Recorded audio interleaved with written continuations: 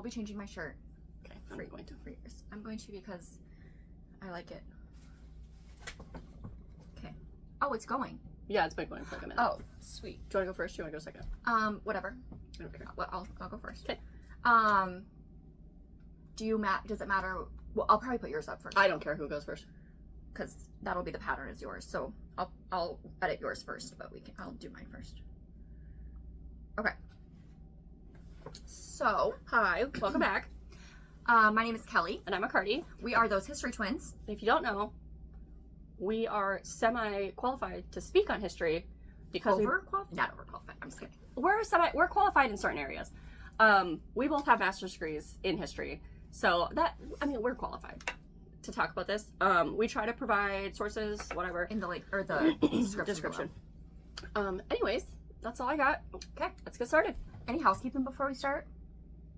We almost have 50 subscribers. So, We also have a TikTok if you guys haven't been over there. It's just those history twins. I've been trying to edit down shortened versions of the videos that we post here on there just so you can get like a little snippet. And then we're going to try to start posting maybe smaller stories or like shorter stories. short stories that wouldn't make a full video. Shorter history things that wouldn't make a full video, but Like, I still want to talk about TBD. Lady Jane Grey, but she's not long enough to put a thing, and I should have done it earlier when I was sick and a whole bunch of things. So We're busy people. We have very busy lives. and I just started a new job. We aren't that busy. We're very boring. But she did start a new job, so that's been fun for her, I guess. Tomorrow I get to start poking. Nice. If you need someone to draw your blood, she needs to practice. Yeah, come practice. Anyway, let's get started. So today is my week, and we are doing Hildegard of Bingen. So a few videos ago, or whenever my last video was, she had mentioned that I was planning on doing Hildegard of Bingen, but I forgot and I couldn't remember who I had said that I was going to do. So then we did Stonehenge. So long story short, Hildegard of Bingen. If you study anything about the church or the Middle Ages, And by the church, she means the Catholic, Church, you're going to hear about Hildegard of Bingen. I think even in the Renaissance you hear about her. Let me also just put a big umbrella thing. The Catholic Church was the only church in For a long Europe time. for hundreds of years. From basically 500 up to the 1500s. So like almost 1,000 years Catholicism was the church, and Catholic or Catholicism until the Reformation. Yeah. You had like Jewish people and you had Russian Orthodoxy, but like in Europe, and when they talk about the church, it's the Catholic Church. Yes, and like Catholicism means universal, so it was the universal church at the time. And again, In there are Europe, little snippets or little pockets of other, but this is like the main church in the European, like in the Western world. Yeah. Okay. So Hildegard, which is the coolest name in the entire world. I mean, truly. If we Call her Hildy. our next cat should be Or Hildegard. Guard. Okay. If our next cat wasn't Gladys, it would be Hildegard. So we'll have to put that on the list of next cats. Just Currently kidding. we have 4 cats, and that's too many. We're not getting a new cat anytime soon. But Delphi has diabetes, so... Okay, but also when Delphi dies, I don't think we should get another cat right away. No. I want a calico, though. Anyway, that's beside the point. We are cat Get people. an old cat. Well, that's fine. And do like hospice care. That would be cute. Yeah. Anywho. Okay. So, Hildegard of Bingen. Bingen is, I think, where she's from or where she died, something like that. We'll get to that. So, she was born in 1098 in the Common Era. So, after... You know what the Common Era is by now if you've seen any of our videos. If you don't, Google it. Anyway. It used to be 80. Yeah, it was 80, now it's the Common Era. So born in 1096, and she was born in Brockelheim, West Franconia, Germany. Mouthful. Right, that is a mouthful. It wasn't Germany at the time. I was going to say, Frank, that suggests it's French? Well, I'm not sure because it wasn't technically Germany at the time. Well, Germany wasn't named a country, it was Prussia for... Yeah, so they had a bunch of small little duchies for a long time, so... So it was Brockelheim is the area, West Franconia is the country, and then modern day would be in Germany. She died September 17th, 1179, near Bingen, and I'm guessing that's why she's called Also, I Bingen. think she's the mystic of Bingen. Something like that. So she was 81 when she passed. That's pretty good. Which is a pretty good life. Like, but also, she's living in seclusion. So. Okay, so she was canonized by the church in 2012, but she was celebrated long before that. She was celebrated as a mystic a long time before 2012, but she was officially canonized as a saint in 2012. I think Benedict was the king or pope. Yeah, I think so. Benedict, one of the Benedicts, might have been the pope at that time. Her saint day, like name day or whatever, is September 17th is when they celebrate her as a saint. She was also named Doctor of the Church, which is a big honor, and only 4 other women have ever been given that honor. How many men?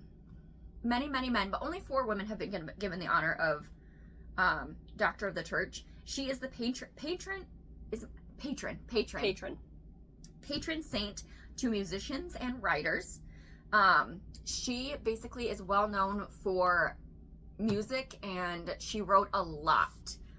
Like over 300 letters. She wrote a bunch of books. She wrote and we have a lot of it. Yeah, she wrote a bunch of stuff. So and her music is really transcendent of the time or something like that. I don't know. Anyway, so she was born to noble parents. I don't know who they were. But she was born to noble parents, and she was one of 10 children, is what it says. Does it say where she fell in the line? I think she was towards the end. Okay, which makes sense to why she joined the church. And she, one thing that I saw said that they only have confirmation of 7 children, but it is said that she was one of 10. I wonder if 3 of them were they counted stillborn. Yeah, something like that. I'm not sure. Maybe they didn't live very long. Some say that she was given to the church as a tithing, because tithings are 10%, and 1 child is 10% of your children.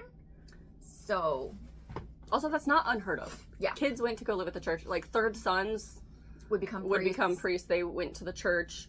Sometimes they would become archbishops and stuff. Yeah. And then they would also women would get sent to the convent if the parents couldn't afford to keep her. Which I think was the case in this. Yeah. This would make sense. So she was sent to live in a Benedictine cloister. There's a couple different kinds of groups that you could be a part of in this, in the Catholic Church, or different types. So it's Benedictine. It's basically different schools of thought, but they're all Catholic. So it's Benedictine, Dominican, Franciscan, Cistercian. Cistercians are kind of crazy. There's probably more, but those are the main ones, I think. So she went to a Benedictine cloister called Disibodenberg, and she was there to be educated, and she was educated by a recluse named Judah, which I'm pretty sure we learned about Judah. I think he wanders. She's a lady. Oh, it is? But I didn't look too much into her, but it's Jutta, and she was the head abbess of the time. She was a recluse, and she lived, she taught Hildegard. So she became a nun when she was 15 years old. She took the vows or whatever. And then after Judah died, she became the abbess of the convent. So she became head of the convent after Judah died, because Judah was the convent. Okay, but she was also a hermit? A recluse. Oh, okay. I was thinking hermit, which just makes me think of that guy who's wandering around in The Life of Brian, and he's naked. I haven't seen that movie in a long time, but so good. So Judah. Also, it's the Benedictine rule. I was trying to think. There's or the Franciscan rule, or it's a religion. It's a order of monks and nuns. Yeah. And there's always, if there's gonna be a convent or a nun, it's always next to or alongside a monastery for monks. Men and women had to be kept separate. Okay, so from a young age, But also the women had to have male. Yeah, the men were in charge of it or whatever, because women can't be in charge of the church. Anywho, so Hildegard was only the abbess of the female cloister that they lived in. From a young age, Hildegard had visions. From about 3 or so, she says. Some attribute her visions to severe severe migraines, because she would have auras and stuff like that. But that's one theory, is that it was migraines, but obviously we'll never be able to tell what it was. We won't be able to diagnose her or whatever. In her letters, she describes her visions as debilitating and wrecking her body, which and also soul. Coincides with a diagnosis of severe migraines. When she was 43 years old, she finally confessed to having visions, and because visions was a sign of the devil. Sign of the devil, obviously, or they'd be oh, she's touched. by the devil. It's basically a sign of witchcraft. Most of the time, she uses that to her advantage, right? Later. Well, yeah, I'll talk about that later. So you can work around the system. So when she was 43, she confessed to her visions, and one of the monks, I'm not sure who he was or like what it was, but a monk was assigned to help her write down her visions in a work called the Scivias, I think. I think I have the name in here somewhere. But I think that is what it was called, that was her visions. And then she would also, I think the monks would copy her visions down, like she would tell them what happened, because I don't know, I mean, she could probably read and write, but they would make the manuscripts, like the really fancy painted. There's no printing press yet. No, one of the main jobs of monks when they're doing their day-to-day is scribing. Yeah. So they were making all of the books that they had. Every single book that was printed was handmade by the monks. Yeah. And so books were very expensive. There's one book, and I cannot for the life of me remember what it was, but it's not that ancient, but the cat had walked on it, stepped in the ink and walked on it, so he got to be co-author of the scientific paper. Okay, so anyway, she's 43, and she confesses that she has visions. Pope Eugenius III approved of and encouraged... Hi, Delphi. Delphi, can you move? Can you turn around? What the cats in their buttholes? Anyway. He encouraged her to continue writing about her visions and continue like living that life. She was the first woman, which also she can't stop it, right? Delphi. But he was like, yeah, continue to talk about this, because otherwise they probably would have shut her up and put her somewhere, never to be seen again. She was the first woman to get official approval from the Pope on discussing theological matters with any kind of authority. So women were not allowed to have, they were not allowed to speak about the church as if they knew anything. Women had no authority in the church, and they weren't allowed to preach. They weren't allowed to discuss, comment. Yeah, like they weren't allowed to do any of that. Argue. Because they weren't supposed to have knowledge of that. Yeah. So she was the first woman to be officially approved to give, to have conversations and give speeches on theological matters. And, teach. Yeah. Because she would have, gatherings, right? Yeah, so she was, approved of that. Her work, so the document was called the Scivias, and it documented her visions, and they also had really beautiful, and I'll try and put some pictures up of some of her visions, because they all accompanied, there would be, a painting descriptions, and there was paintings. That's awesome. So all of her visions have illustrations. I love that. Have you seen them? Yeah. Are they, people, what's in them? Or is it just, lights one of and her auras? most famous ones... Vibes. Yeah, one of her most famous ones has, it's how she sees the world. So it's like an egg shape kind of, and then it's God is at the top, and then it's kind of interesting. I don't remember everything about it, but it has Earth in the middle and the sun. I don't know. Interesting.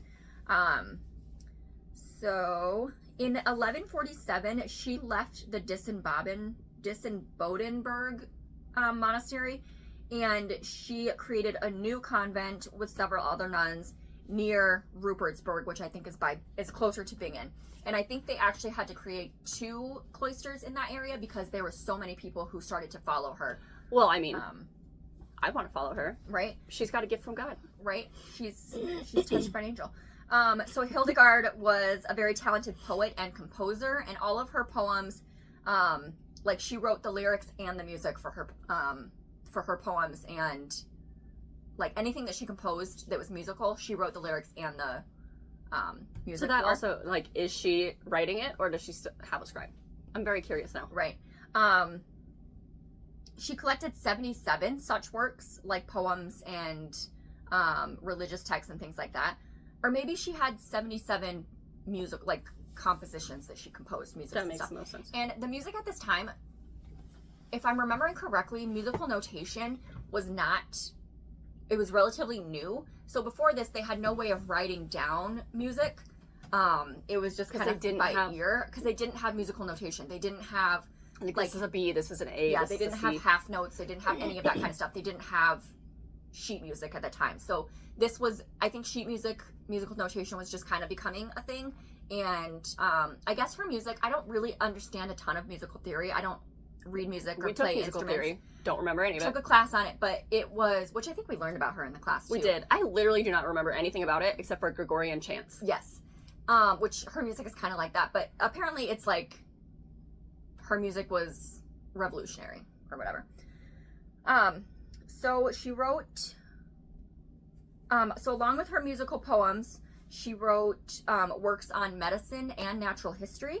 She also wrote religious texts. That's also impressive, just in, not really the history, but the medicine. Yeah, because women weren't allowed to have that knowledge. And I touch on that later in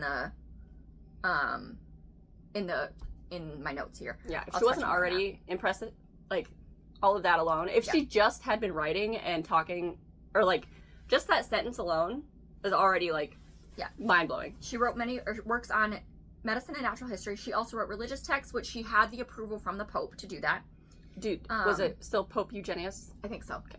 She even created her own language just for fun. Oh, nice. And I don't know if she wrote letters to other people in that language. I'm not sure much about the language, but she wrote her own language. Was it just written or was it spoken also? I don't know. I think both. Because that's what I feel like it'd be easier to write or like invent a written language, but not all written languages can be spoke, like Latin. Latin can be spoke, but it's a dead language, so. The only reason it's called a dead language is because it doesn't evolve anymore. I know. We have more works from her than most people from the Middle Ages, and her works are full of innovation and scientific observations that were not seen at the time. Like, she was doing a lot of stuff that wasn't necessarily popular at the time, like I don't know, she was just noting things that in a way that wasn't usually written. And also most things were, sorry, I didn't mean to cut you off, but most things were written in a way, or most science came up in a way to explain, like they used God to explain it, and she was seeing things that were less religious, more through the science. lens of, you know, nature and science. It wasn't science, but what I was also going to say, a lot of, probably, I can't verify this obviously, but probably a lot of the reason we have a lot of her things and a lot of her writings is because she was in the cloister. Because those are, you find so many documents and letters that are like, they're really housed well. Good at archiving. Her music has had a lasting effect on musical theory. Her compositions are some of the oldest written. Like I said earlier, they didn't really write things down before that. It was musical notation was a new invention. So songs were usually either they had like different melody and stuff every time that someone would sing them, or they would just kind of do what they wanted or kind of copy what they were hearing. Kind of like in the second Harry Potter, or maybe it's the first, where they sing Harry Potter, or Dumbledore's like, let's sing the school song, and everyone sings it in different tunes. Yep. She was very influential in church politics specifically, and world politics. She wrote letters to the Pope as well as the Holy Roman Emperor. Which, in this time, the Pope is even higher than the Emperor. So, the fact that she has a one-on-one communication of any kind is remarkable. She has the ear of both the Pope and secular leadership. So she would write to the Pope and to the Holy Roman Emperor and be like, you probably shouldn't do that. That's not cool. Like, she would give them advice, and they took her advice. She admonished their wrongdoings as well. Like, she would call them out on their shit. That's like beheaded level stuff. Not usually done, especially by a woman.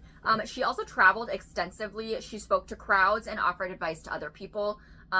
She was widely sought out. Like, people, if she was going to be in town, people were like, I'm going to see Bingen. Like, I'm going to see Hildegard, and you can't stop me, basically. She was hell a with the crops. Yeah. So there's some rumors that circulate, as rumors circulate, you know, about everything.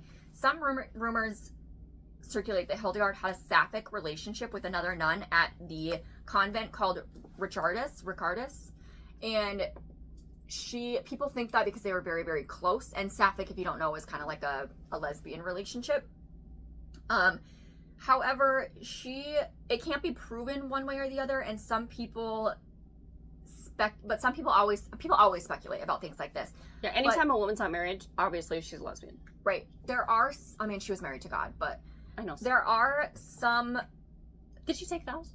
Oh yeah, she was an abbess. Never mind. So she does have some writings that explicitly condemn homosexuality, but I feel like in this time period, people struggled a lot with their feelings and tendencies. A lot of like internal homophobia. Yeah. So she could have been having this relationship with Ricardus, and or it could have just been a deep friendship, but you know, women can't hang out without it being also, I think it's interesting sexually charged. Yes, I think it's interesting because just as I noticed, like in life, women are able to be physically close without being gay, but like in men, they would never, like, because they don't want to seem gay or they don't want whatever. So I think in general, if they have a close relationship, it doesn't necessarily mean anything. Yeah. It could. She very well could have been. Right. But I don't know. More power to her. We have an extensive collection of Hildegard's literary works. Also, as a woman of God and married to God, if she did have those sapphic relationships, I don't know that she would. Yeah. Especially if she's so in love with God and like she's out here doing all this stuff. It doesn't matter, but I'm just curious. And if she wants to be gay, that's fine. Right. So, let's see. We have an extensive collection of her literary works that survive today. One of her works was lost during the Second World War, but the nuns had made an accurate replica, so we don't have the original one, but we have a good replica of the work. And Hildegard's writings are both incredibly on par. Okay, so they're both incredibly like connected to the Middle Ages rhetoric, and they're very modern as well. Like they're both of the times, yes, and after and the times. Super modern. Megan's, you're shedding. I found a lump of cat hair in my shoe today. We need to like start along brushing the edges. them. Anyway, some people have even gleaned very feminist ideas in her work. I don't know that she necessarily thought of herself as a feminist or thought of the things that she was doing as feminist, but a lot of people have attributed those kinds of beliefs to some of her writings, which I would say is probably fair. In general, even if she doesn't she's not aware of it, Higgins, she's got to have some kind of feminist in her, just because she's doing things she's not supposed to be doing.